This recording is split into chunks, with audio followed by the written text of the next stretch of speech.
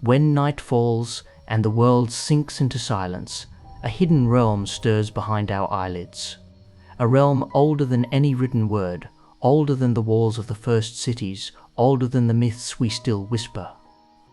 Long before we called them dreams, these drifting visions were the secret rivers that carried our ancestors through sleep. But how did we learn to name what we see when our eyes are shut? The journey of the word dream is tangled in history, carrying within it a riddle. Why did a word that once meant joy come to mean our nightly wandering mind? To trace this hidden path, we must wander back 1,000 years or more, into the dark forests and wind-swept hills of early England. There, when the Old English tongue was young and raw, the word druum did not mean visions of sleep at all. Instead, it meant merriment, music, revelry, a joyful noise among people gathered close. To dream in its first life was to be part of laughter and song. Strange, isn't it, that a word for communal joy would someday come to name the solitary theatre of our sleeping mind? This twist from joy to vision didn't happen overnight. Language rarely changes with a thunderclap. It shifts like a river, slow and restless, carving new meanings over centuries. Other words once stood for the phantoms that drifted through sleep. Old English had swethen, a word meaning sleep vision, closer to the sense we hold today. To dream was not yet to dream, at least not alone under blankets and stars. And yet something changed. In the hush of monasteries, in the poems scratched onto parchment by candlelight, Dram began to slip away from feasting halls and into the hush of the mind. What force pulled it there? Why did a word for music come to mean a flickering vision in the dark? To answer that, we must walk deeper into the world that spoke. Old English, a world trembling on the edge of conquest, where pagan roots tangled with Christian scripture and where dreams, or swefn, were messages, warnings, or doorways to the divine. It is here, in this twilight between meanings, that the word dream began its long sleepwalk into the English we know today. In those early centuries, a dream was more than a private illusion. It was a signal from the beyond, a coded message carried by spirits or sent by God. The old word swefn held this weight. To have a swefn was to glimpse another layer of reality. Kings and saints alike trusted their dreams to guide them through battles, plagues, and prayers. Monks recorded dreams as divine instructions, scribes copied them into manuscripts, and storytellers wove them into poems where sleeping minds met angels or devils in the hush of the night. So how did druram, once just laughter and song, slip into this sacred space? Some say the shift began because of how sound and meaning collide when tongues change shape. The word swefn began to fade from daily speech as Old English bent under the weight of conquest and influence. Norse raiders, Norman knights, they brought new words, new rules, new stories. The old tongue cracked and reformed, and in the cracks druram found new soil. Poets carried dram into their verses, brushing it against visions and mysteries until the line between joy and vision blurred. Maybe it was because a dream, even then, was both a delight and a puzzle, a hidden music playing in the mind. Language loves these hidden echoes. Over time, as people stopped gathering around the word dram to mean feasting, and started using it for the visions that visit us in the dark, the old joy settled beneath the surface. The word shifted shape, but it never lost its shimmer of wonder. As centuries turned, Darktrum evolved, moulded by monks, sung by poets, reshaped by invaders who left their mark on every corner of English. By the time Middle English rose from the ruins of Old English, dream was on its way to meaning what we know today, the fleeting theatre behind our eyelids. But this was only the beginning. The word was changing, but so was what people believed about the secret world of dreams themselves. To follow the word's path, we must step into the Middle Ages, where dreams were not just private illusions, but maps, prophecies, and doorways to truth. In the hush of medieval cloisters and smoky peasant huts alike, dreams were far from trivial. They were whispers from realms beyond reason. bridges between mortal life and divine will. The word dream carried this burden carefully, its meaning shaped by monks and mystics who poured ink onto vellum in candlelit scriptoria. They copied ancient dream books, manuals that told the faithful how to read the messages hidden in their sleep. To dream of fire might mean passion or punishment. To dream of water could warn of change or wash sins clean. Scholars argued over these meanings in Latin glosses, scribbled between the lines of sermons. And as the old word druam settled into its new life, the church layered dreams with rules and warnings. Some dreams were holy, visions of saints or angels. Others were traps sent by demons to tempt the faithful astray. Outside monastery walls, dreams wandered freely through the minds of common folk. In taverns and at market stalls, people traded tales of dreams like secrets. A farmer's nightmare might be a sign of a neighbor's envy. A merchant's dream could promise fortune or hint at ruin. Oral folklore and sacred texts tangled together, binding the word dream to a realm at once mystical and mundane. Poets wove these ideas into allegories. In Geoffrey Chaucer's Book of the Duchess or the House of Fame, dreams became entire kingdoms of meaning, spaces where a sleeping mind could travel far beyond a body lying still. The dream was no longer just a fleeting fancy. It was a stage on which truth and fantasy danced together under a moonlit sky. As English shifted and bent, from old to middle, from middle to early modern, the word dream held its new form. Swethen withered away, a ghost of a word that once carried the load alone. Dream rose in its place, no longer a gathering of joy and song, but a solitary voyage behind closed eyes. Yet the world was changing faster than any single word could keep up. As the Renaissance dawned, a new question stirred. Were dreams truly glimpses of the divine, or were they just shadows of the restless mind? To understand how the word dream would keep evolving, we must stand at the edge of an age where faith and reason would soon collide. By the time the Renaissance painted Europe with new colors of thought, the dream was caught between old superstition and rising curiosity. Scholars, no longer content with scripture alone, turned their gaze inward, dissecting the mind as boldly as they mapped the stars. The word dream floated at the crossroads of this shift, now stitched tightly to the mysteries of the human psyche. In candlelit studies and crowded universities, physicians and philosophers wondered, were dreams divine whispers or mere echoes of waking life? Some clung to the ancient belief that dreams were messages from God or omens of fate. Others, inspired by the rediscovery of Greek and Roman ideas, argued that dreams came from the body, vapors in the blood, images stirred by digestion, the random flicker of a busy brain. Thinkers like Thomas More toyed with dreams in stories like Utopia, blurring lines between reality and imagination.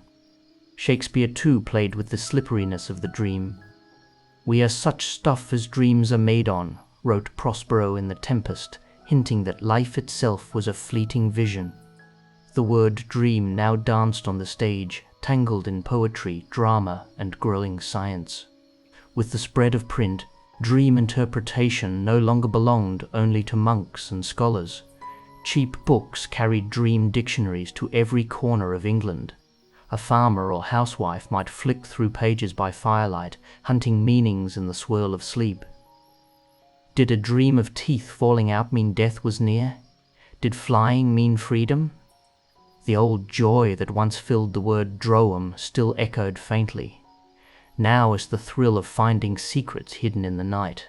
Yet even as the word dream settled into this new shape, new questions brewed beneath it. If dreams came from within, what did they reveal about the hidden corners of the mind? The age of reason was stirring, and with it, the seeds of a new science that would one day look deep into the shadows behind our eyes. To follow the word dream into its next life, we must step into an era of revolutions, where dreams became not just prophecies or puzzles, but clues to the machinery of thought itself. As the Age of Enlightenment unfolded, the dream drifted away from prophecy and superstition, drawn instead into the bright glare of reason. Thinkers who once sought signs from God now turned to anatomy, psychology, and the new science of the mind. The word dream carried its ancient mystique into a world that demanded proof and logic.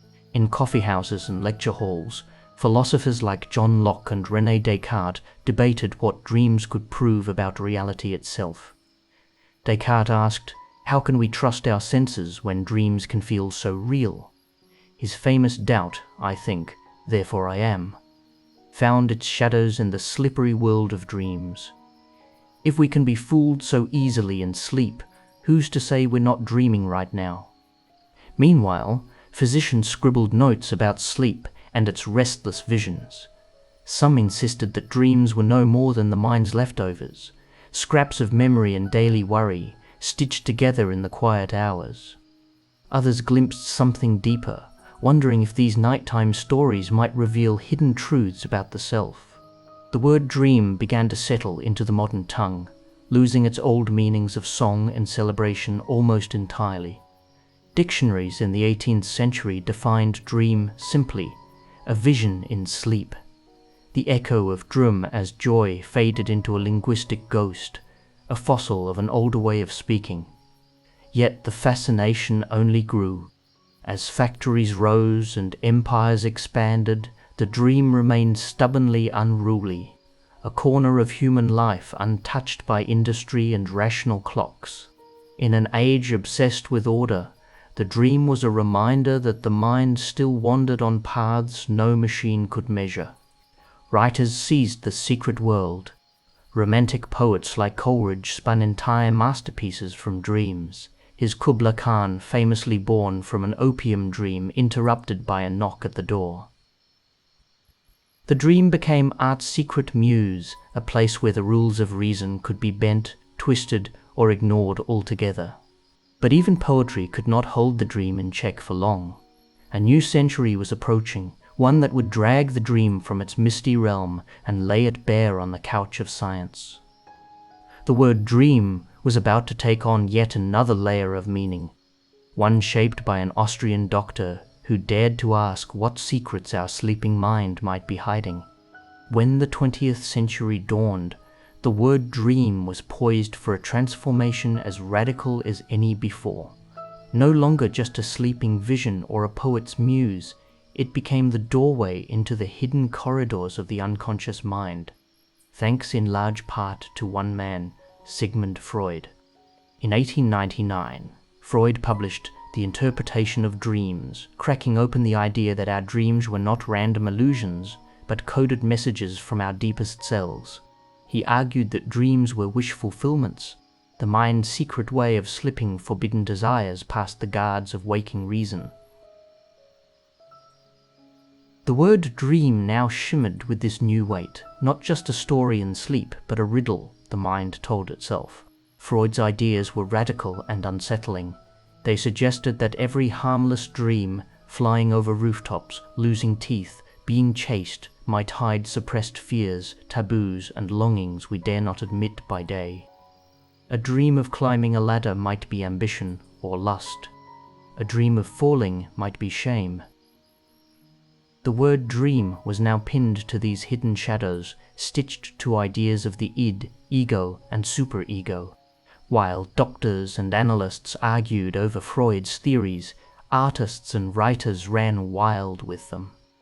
Surrealists like Salvador Dali and André Breton turned dreams into painted landscapes where logic melted like clocks in the sun. Modernists like James Joyce and Virginia Woolf wrote stories that flowed like dreams themselves, fragmented, shifting, untamed. Beyond Freud, other thinkers reimagined dreams in their own way. Carl Jung, once Freud's ally, broke away to argue that dreams were not just personal wish fulfillments, but windows into something collective, an ancient storehouse of symbols we all share. For Jung, the dream was a map to archetypes, myths, and primal truths buried deep in the mind. By now, The old joy at the root of dream was almost lost beneath these layers of science and symbolism. The word had become a key, unlocking doors to hidden desires, buried memories, and a shared human mystery. But even as psychology claimed the dream as its own, the modern world found yet another meaning for this ancient word, one that had little to do with sleep at all. To see how dream leapt from the night into daylight, we must watch it drift into the language of ambition, hope, and the endless promise of tomorrow. As the 20th century surged forward, the word dream slipped beyond the bedroom and the psychoanalyst's couch and stepped boldly into daylight. No longer just visions of sleep or coded whispers from the unconscious, dream grew wings and took flight as a symbol of human hope and boundless ambition. In America especially, dream found new life in the language of possibility. The phrase, "the American dream," caught fire in the early 1900s. The idea that anyone, no matter their birth or background, could chase prosperity and freedom if they worked hard enough. Here, dream no longer meant visions behind closed eyes. It meant an ideal, a goal, a promise that tomorrow could be brighter than today. Politicians, poets, and everyday people carried this new dream in speeches, songs, and protests. Martin Luther King Jr. stood on the steps of the Lincoln Memorial and electrified the world with 4 immortal words, "I have a dream." In that moment, dream was not just personal. It was collective, defiant, and deeply awake. It stood for justice, for equality, for a world yet to be made real. In pop culture, the dream bloomed everywhere. Hollywood spun dreams on celluloid, stories where anyone could fall in love, make it big, become a star. Advertisers latched on to dream as the perfect bait, dream vacations, dream houses, dream cars, all promising a slice of the good life, just out of reach, but always calling. This shimmering sense of dream blurred the line between fantasy and goal. In this daylight form, the word circled back to its ancient root, that echo of drama's joy, delight, festivity. But this time the feast was not in the mead hall, it was in the mind's vision of a better life. Still, even as dream became a rallying cry for freedom and ambition, its older meanings never vanished. Each night, people still lay down their heads and drifted back into that private theatre where Freud's riddles and Jung's symbols still swirl. The word dream now lived a double life. By day, a promise, by night, a mystery, and in the shadows of this double meaning, the modern world's fascination with dreams only deepened. Scientists soon turned their gaze toward the sleeping brain itself, seeking to decode what our ancestors could only wonder about beside ancient fires. As the world stepped deeper into the age of science and technology, the word dream became a playground for neuroscientists armed with wires, electrodes, and scanners. What poets and priests once guessed at by candlelight, scientists now probed with blinking machines and humming computers. In sleep labs scattered across universities, researchers began to map the hidden architecture of sleep. They discovered that dreams thrive mostly in a strange state called REM, rapid eye movement, where the body lies still but the brain sparks with wild activity. Electrodes traced the dance of neurons, recording flickers of electrical storms that became our flying visions and surreal encounters. The word dream now belonged not only to poets and psychoanalysts, but also to neurologists and psychologists who spoke of REM cycles, brainwaves, and serotonin.